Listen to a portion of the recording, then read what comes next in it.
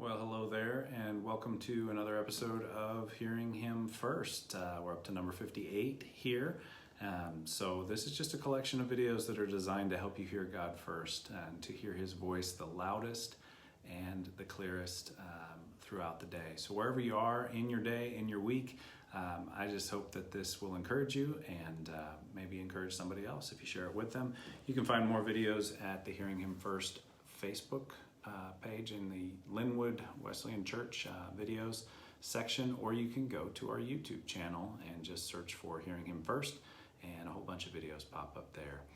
Today I want to talk about a familiar passage that comes right in the middle of Jesus's most famous sermon as it's recorded in the Gospels, specifically in Matthew's Gospel, chapter 6, verse 33 and 34, when he gives what we refer to as the Sermon on the Mount, which was probably actually a collection of teachings that he would expound upon. And so what we call the Sermon on the Mount in Matthew 5, 6, and 7 is probably a summary of sort of the key concepts.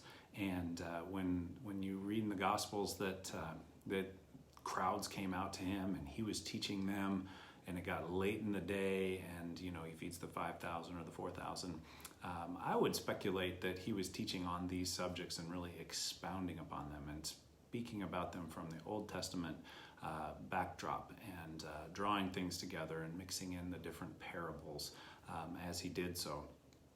And so this teaching kind of falls right in the heart of that at the end of Matthew chapter 6, verses 33 and 34 will probably sound familiar to a lot of you. It says, "Seek first his kingdom," God's kingdom, "and his righteousness," and all these other things that he's been talking about, what we're going to eat, what we're going to drink, what we're going to wear, where we're going to live, all of those things will be given to us as well. "Therefore, do not worry about tomorrow, for tomorrow will worry about itself.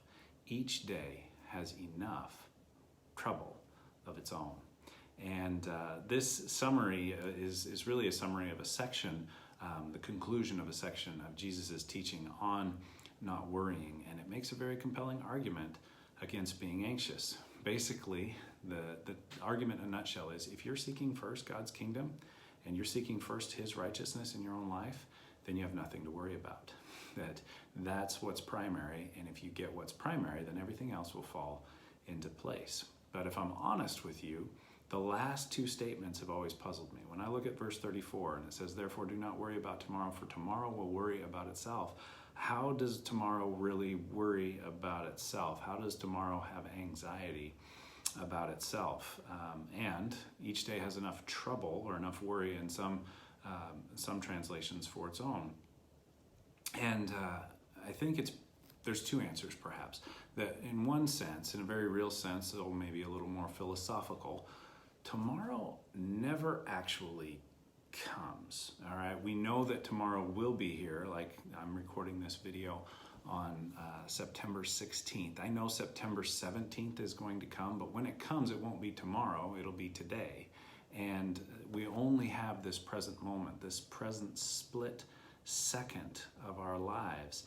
So worrying about the future rather than being focused on the present and experiencing and obeying God in the present moment robs us of joy, robs us of effectiveness in this present moment. So I think there's a very real sense in which tomorrow is not promised to us. Tomorrow never actually comes, because even when we get to the date and time that is tomorrow, 24 hours from now, there will be a tomorrow at that point in time. And it's always pushing itself out into the future. But I think perhaps a more important reason that we are not to worry comes from a little bit deeper word study. There's actually two different tenses or uses of the word worry in this last verse, in verse 34. And it shows that the first time that worry is used, when it says "do not worry," it's used in the negative sense of being divided or preoccupied or overwhelmed with concern. But the second time, when it says that tomorrow will worry about itself, it's using it in a more positive sense and saying basically tomorrow's going to look out for itself. You don't need to do it. Tomorrow's going to provide for itself. And so it uses a very different application of that word. and a very different usage of that word. So it's basically telling us, don't be preoccupied, don't be overwhelmed, don't be divided internally with overwhelming concern. Instead, trust that tomorrow is going to take care of itself.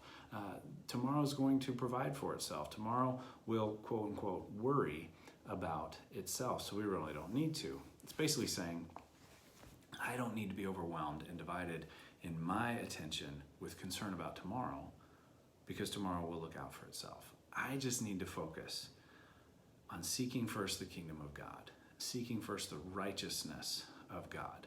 And that word righteousness is also a really powerful word, and we tend to think that righteousness just means right behavior. But what it really means is right standing with God. That when we are experiencing and seeking righteousness with God, we are seeking right standing with God. And that comes to us on the basis of our relationship with Jesus Christ. So as we seek first his kingdom, the place where his reign and rule is first and foremost, and we seek right standing with God through our relationship with Jesus Christ, we really don't have anything to worry about. We don't need to worry about tomorrow, and we don't even need to worry about this present moment. We need to be present to the present moment, seeking first his kingdom, the expansion of his kingdom in our own lives and through our lives, and seeking his righteousness for ourselves and for the world around us. So that's our big idea today. I hope that encourages you. I hope that's a blessing to you. And maybe if you think of somebody else that would be blessed, you could share this with them. Text them a link to the YouTube video, tag them, comment, and share, just so that they can be encouraged as well. So God bless you. I hope you have a fantastic day, and we'll look forward to seeing you again real soon here on Hearing Him First.